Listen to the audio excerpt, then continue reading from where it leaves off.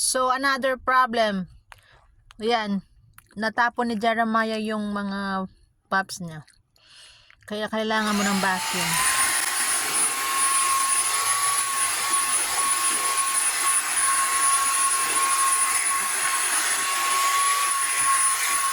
Jeremiah! Diba? Bili na kayo. Ayan, ang linis na. Thank you. Ayan na siya.